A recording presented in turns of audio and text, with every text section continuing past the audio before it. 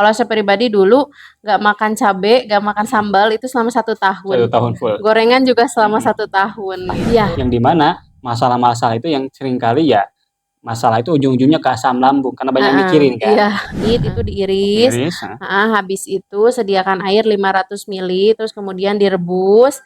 Habis direbus, setelah mendidih airnya dituang.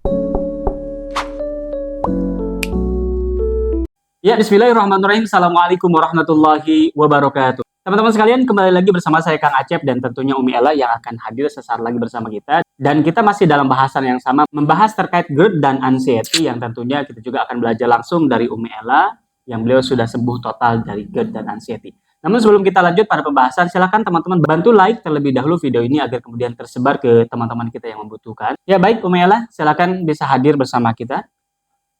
Yeah. Assalamualaikum. Waalaikumsalam. Bagaimana kabarnya hari ini ya? Alhamdulillah, agak bindeng sedikit. Agak bindeng ya, mudah-mudahan. Memang sekarang lagi musim hujan teman-teman ya, pasti rata-rata teman-teman juga yang pada sakit. Termasuk saya juga nih baru sembuh dari sakit dan sekarang giliran istri saya Umi Ella ya, alhamdulillah. Baik Umi Ella, pada podcast kali ini kita barangkali melanjutkan dari bahasan-bahasan sebelumnya, 2 podcast sebelumnya Umi Ella ya. Bagi teman-teman yang belum menonton di part pertama dan part kedua terkait pembahasan GERD dan anxiety, silakan teman-teman bisa tonton terlebih dahulu videonya ya. Karena kita akan melanjutkan bahasan yang belum tersampaikan di podcast-podcast sebelumnya. Termasuk juga kita akan mengangkat beberapa tema yang memang banyak ditanyakan oleh teman-teman kita di kolom komentar. Baik Umi, ada beberapa pertanyaan yang menarik yang saya sudah rangkumkan dari kolom komentar dari teman-teman ya. Ini cukup banyak sih pertanyaannya, tapi mungkin kita garis besarnya saja, termasuk juga mungkin nanti bahasanya bisa kemana-mana ya. Dan tentu ini juga kan bahasanya terkait 4 pola itu yang kemudian kita coba bedah bersama-sama. Baik, pertanyaan pertama, ini ada beberapa teman-teman kita yang memang sudah menahun, ya, sekitar ada yang 8 tahun, 3 tahun sakit, gak sembuh-sembuh, sakit MAH atau GERD memang gak sembuh-sembuh. Sudah minum obat, sudah berobat juga tetap kembali lagi. Ini kenapa kok bisa lama seperti itu sampai bertahun-tahun gitu? Baik, silakan Mei dijawab. Baik, teman-teman, bagi teman-teman mungkin yang sudah bertahun-tahun, sudah 15 tahun, sudah 8 tahun, sudah 3 tahun, intinya sudah bertahun-tahun tidak kunjung sembuh dengan penyakit MAH yang diderita. Nah, bisa jadi itu ada beberapa pola yang belum dijalankan dengan baik, seperti itu. Contohnya masih overthinking, masih stres, masih baper misalnya, terus masih membesar-besarkan masalah. Nah, itu beberapa faktor. Terus kemudian juga dari pola makan. Pola makannya seperti apa gitu ya. Nah, kalau saya mencontohkan, makannya 5 kali sehari sebenarnya gitu ya. Untuk proses penyembuhannya. Ya, untuk proses penyembuhannya ini makannya 5 kali sehari. Diawali dengan jam 7 pagi, itu saya mengkonsumsi makanan berat. Boleh nasi, boleh oat gitu ya, dicampur dengan buah dan sayur seperti itu. Terus kemudian jam 10 kita ngemil lagi gitu. Boleh lagi makan buah atau misalnya biskuit-biskuit yang sehat seperti itu. Terus sambung lagi jam 12 makan siang, sambung lagi jam 3 ngemil lagi dan ditutup di jam 5 sore atau setengah 6 gitu. Seperti itu. Terus kemudian juga dari pola hidup. Pola hidupnya seperti apa? Apakah sudah olahraga atau belum? Seperti itu. Terus kemudian tidur selepas makan, langsung tidur, langsung rebahan atau tidak gitu. Termasuk mungkin dari jenis makanannya juga kan, ada beberapa makanan yang memang dipantang untuk dimakan lah gitu. Betul, iya. Termasuk yang mungkin yang minyak berminyak, yang pedas. betul. Ini kan kenapa orang itu mungkin sakit lagi karena memang belum sembuh total ya, makanannya makan gorengan, makan pedas. Itu seperti apa? Ya bandel memang. Bandel ya. Jadi ya memang di Indonesia saat ini kan makanan-makanan itu menjamur ya Bi ya. Makanan-makanan yang punten gitu ya, kayak seblak, terus kemudian banyak direview oleh food blogger dan memang itu menggiurkan ya gitu dan gitu. Bahkan saya pribadi suka enak banget ya, tapi pas begitu coba biasa aja gitu ya rasanya gitu. Apalagi misalkan sekarang kan ada beberapa teman-teman food blogger yang mengkonsumsi cabenya dahsyat ya, banyak gitu. Nah, itu juga memang jangan ditiru lah oleh kita-kita teman-teman karena lagi-lagi kita itu punya lambung yang memang harus kita jaga gitu kan. Kalau misalnya banyak makanan pedas yang masuk ke dalam lambung kita ya kita akan menuai suatu hari nanti gitu. Jadi kalau saya prinsipnya sudah seperti ini Bi. Apa yang saya tanam Tanam hari hari ini, betul. akan saya tuai Tuai di di kemudian hari gitu. Makanya kenapa saya konsisten menjalankan pola hidup sehat, olahraga sebelum berangkat kerja dan lain-lain itu adalah usaha-usaha saya agar saya bisa membersamai anak cucu gitu ya.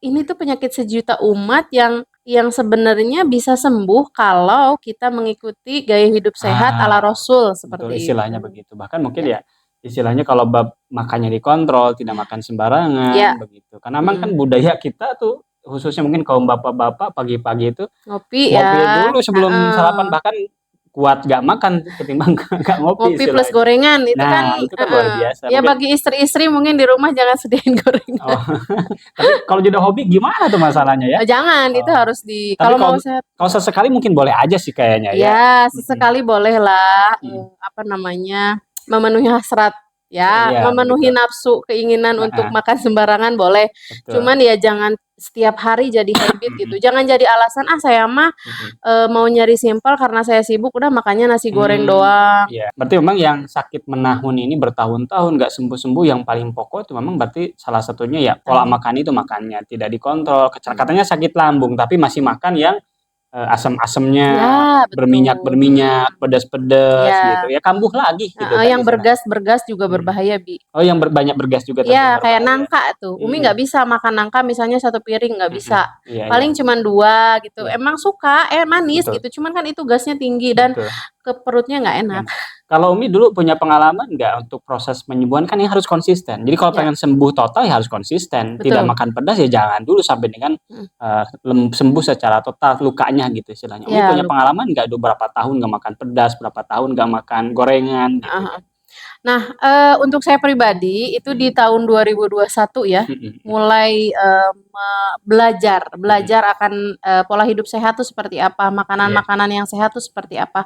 Kalau saya pribadi dulu nggak makan cabe, nggak makan mhm, sambal itu selama 1 1 tahun. tahun full, Gorengan juga selama mhm. 1 tahun Nah gitu, itu memang prosesnya lama juga ya? iya, lama juga. Memang itu butuh konsisten, Mhm, karena iya, saya pribadi menanamkan bahwa saya mmm, pengen sehat. Dan qadarullah alhamdulillah ya, dan alhamdulillah ya ketika mhm, sekarang sudah sehat, sudah bisa menikmati istilah kasarnya, sudah, sudah bisa menikmati makanan apapun mhm. misalkan ya, boleh dimasukin lagi ke dalam lambung, cuman jadi ada batasan gitu Jadi loh, rem Bi. gitu, bahwa itu memang Iya, boleh dan tidak boleh. heeh. Memang berarti salah satu solusinya ketika untuk menahun ini memang ya dijaga pola makannya Iya, serius, konsisten, pola konsisten, pikir juga. termasuk ya pola pikir. Karena ini kan ini saling berkaitan ya, Iya, betul pola nggak? sifat intinya dari keempat ini Mhm, semua saling saling berkaitan ya, keterkaitan dan betul. memang harus dijalankan secara Mhm, berbarengan mhm, seperti iya itu. betul. Dan mindset sih Mhm, yang paling utama itu mindset bahwa saya harus sembuh, saya pengen sembuh dan, lihat yang jadi mood booster terkuat gitu. iya Kalau iya, saya pribadi, saya melihat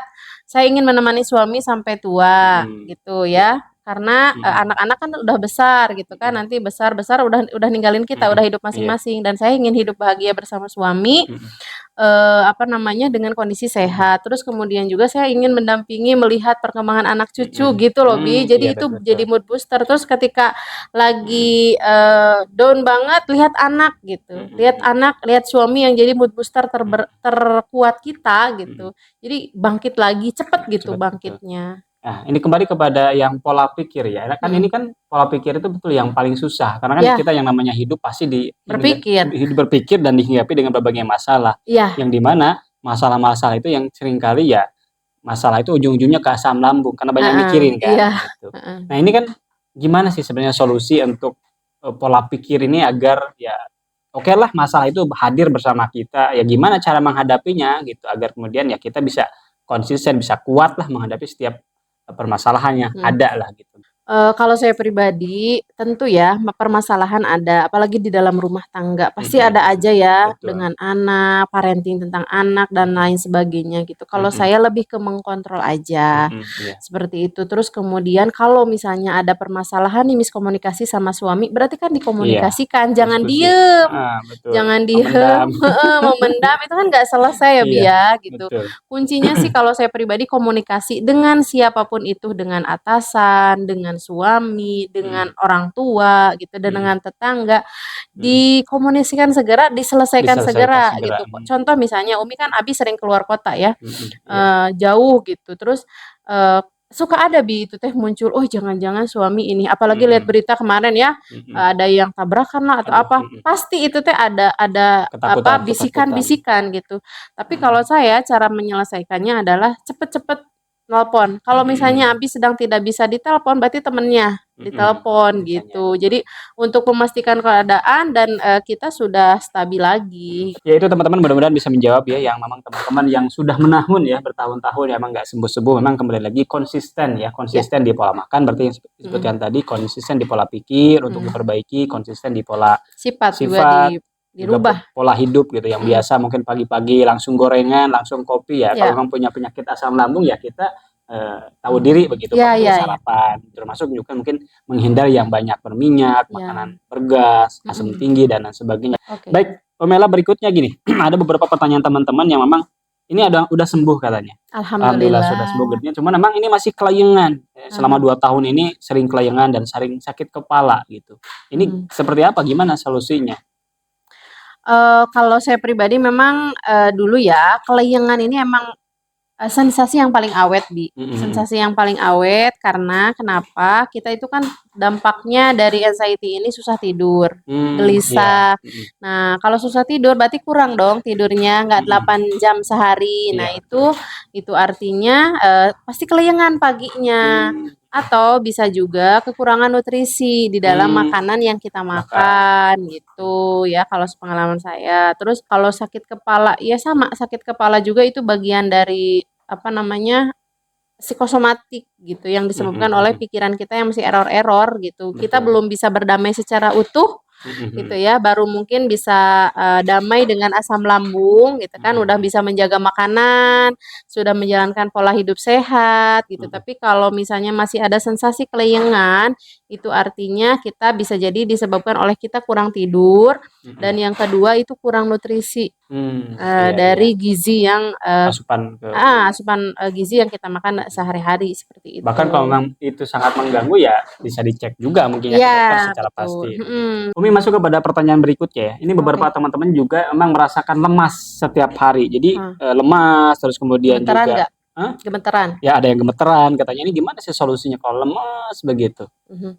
Nah, kalau saya pribadi dulu ya, menghadapi sensasi lemas, Mhm, gemeter gitu, memang itu, kayak kita mau jatuh tapi nggak jatuh mhm gitu, mhm, kayak iya, kita mau ambruk tapi nggak ambruk gitu. mhm Nah, itu solusi saya ketika saya menjalankan, menghadapi sensasi itu adalah dengan cara saya mengkonsumsi madu teman-teman, karena madu kan, bagus ya mhm khasiatnya, itu bisa menambah tenaga mhm juga gitu untuk tubuh kita dan juga saya mengkonsumsi kurma. mhm, Bak, mhm. Mhm. Nah, jadi saya itu mengkonsumsi kurmanya bukan kurma boleh sih langsung dimakan seperti biasa, tapi Mhm kalau saya pribadi itu ya, mhm bangun tidur itu saya minum resep JSR ya, mhm JSR-nya apa aja, JSR-nya adalah, saya membuat ramuan jadi jahe, kunyit, serai, dan juga, apa namanya, garam Himalaya. mhm Nah itu, jahe, serai, lengkuas, kayak gitu-gitu diiris, terus mhm kemudian juga direbus seperti biasa gitu ya. Nah mhm habis, mendidih barulah langsung dituang ke dalam gelas, setelah itu setelah agak dingin sedikit, ya anget-anget kuku lah ya, mhm, iya, itu langsung dicampurin madu sama garam Himalaya gitu kalau saya pribadi. Itu bisa kuat sih selama seharian gitu. Terus kemudian ditambah juga saya mengkonsumsi nabes kurma, Bi. mhm, Jadi, iya betul, kurmanya itu malam hari ketika mau tidur itu saya, apa namanya, rendam 5 biji kurma, nah besok paginya baru diminum atau misalnya jelang mau tidur juga saya konsumsi lagi seperti itu mhm dan itu sangat membantu banget untuk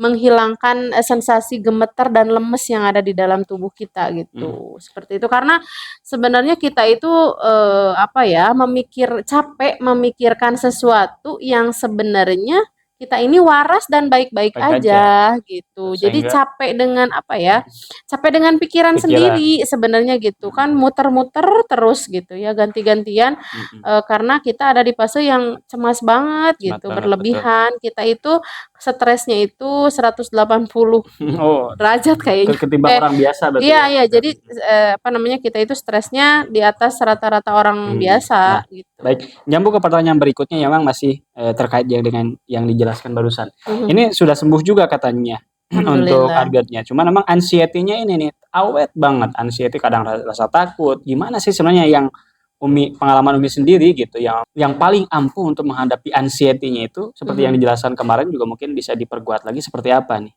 Karena anxiety-nya awet banget nih gitu. Memang sih lambung itu kan saya juga cuma 3 bulan Bi, parahnya ya, parahnya sakit lambung sampai gak bisa serba salah, makan apa aja salah gitu ya, itu 3 bulan. Nah, lamanya itu memang di anxiety-nya ini. Nah, teman-teman, saya kembali menegaskan bahwa yang perlu kita harus lakukan adalah sabar, sadar, dan ikhlas gitu. Jadi menerima dulu nih, ya memang saat ini saya sedang anxiety berat, saya sedang mencemaskan sesuatu gitu, dan saya mau belajar untuk merubah semua itu gitu ya, untuk mengontrol semuanya agar semuanya kembali baik-baik aja. Yang pertama adalah merubah mindset, terus kemudian afirmasi positif itu setiap malam dan bangun tidur. Jadi ketika mau tidur, afirmasikan kepada diri kita bahwa diri kita itu sehat, diri kita itu kuat, diri kita itu tangguh, diri kita itu baik-baik aja. Itu terus diulang dan alhamdulillah masuk ke alam bawah sadar sehingga ada pola pikir baru gitu yang jadi habit baru gitu ya, ada habit baru. Oh iya, saya tuh hebat, saya tuh kuat. Jadi diri kita sendiri bisa mengatakan ke kita ini, saya bisa, saya kuat, saya hebat gitu. Jadi ada semangat tersendiri gitu, semangat tersendiri untuk merubah semuanya. Dan kalau misalnya di dalam kehidupan sehari-hari kita, dalam kehidupan kita sedang beraktivitas, yang saya lakukan adalah ketika pikiran negatif itu hadir, contoh misalnya hipokondria ya, takut mencemaskan sesuatu yang penyakit berat, takut akan penyakit berat seperti itu. Nah, saya tuh pasti langsung mengaitkan saya tuh sehat, saya tuh kuat, saya tuh baik-baik aja, saya sudah diperiksa ke dokter, saya baik-baik aja. Kalaupun sekarang ada pikiran negatif, ya udah silakan hadir aja. Tapi saya mau bodo amat gitu. Jadi bodo amatnya di sini bukan berarti kita melakukan hidup seenaknya kita, enggak gitu. Jadi menjalankan pola hidup tetap dengan batasan-batasan. Terus kemudian juga merubah sih intinya, merubah mindset agar si negatif thinkingnya ini tidak awet gitu. Dan ini pertanyaan yang terakhir yang saya rangkum dari teman-teman ya, yaitu terkait obat herbal yang Umi makan dulu, yang sering dikonsumsi sehingga memang itu yang punya peran untuk kemudian sembuh dari GERD ini. Apa obat yang dimakannya ini? Obat Dari herbal. GERD atau anxiety? Ya, dari GERD-nya, yang dari GERD-nya. Dari GERD-nya. Kalau saya pribadi obat herbalnya itu tadi resep JSR yang ultimate. JSR yang ultimate itu 1 serai, kemudian jahe, lengkuas sama kunyit itu diiris. Habis itu sediakan air 500 ml, terus kemudian direbus. Habis direbus, setelah mendidih airnya dituangkan ke dalam gelas. Nah, angkat-angkat kuku gitu ya. Saya campurkan madu. Terus kemudian juga saya campurkan garam Himalaya gitu. Saya waktu itu gak berani menggunakan jeruk nipis karena takut perih gitu. Nah, itu yang pertama, dan itu saya konsisten teman-teman.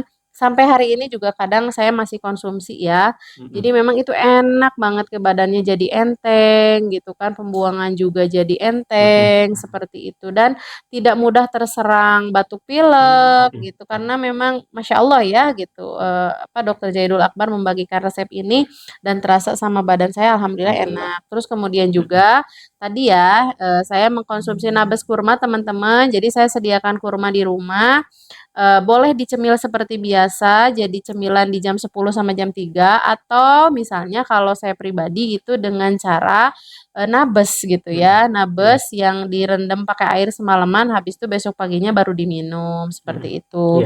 Terus kemudian satu lagi madu ya, itu madu memang saya konsumsi terusan, dan madunya madu murni ya teman-teman, bukan madu yang dijual di pasaran yang sudah dicampur gula katanya ya gitu. Memang harus hati-hati, teman-teman juga harus tahu cara membedakan madu asli dan palsu begitu. Gitu. Kalau saya pribadi dulu karena di kampung banyak orang yang ini ya produksi. Jadi saya belinya di situ. Terus kemudian juga saya minum air putih itu selalu air hangat. nggak pernah air dingin gitu. Jadi Mhm. itu, dan juga saya mengonsumsi selama 2 bulan aja, saya mengkonsumsi B-kompleks gitu, untuk mereda stresnya lah ya, yang Iya. masih tinggi-tingginya seperti itu teman-teman. Baik teman-teman sekalian, itu bahasan kita pada podcast kali ini. Mudah-mudahan bisa menjawab dari pertanyaan teman-teman ya. Ya, Teman-teman juga yang ingin bertanya lebih lanjut silahkan bisa tulis di kolom komentar. Kita akan ya, bahas di podcast berikutnya. Semoga ya. bermanfaat dan tentunya teman-teman yang saat ini sedang berjuang semoga lekas sembuh ya. Amin, amin. Terima kasih. Assalamualaikum warahmatullahi wabarakatuh.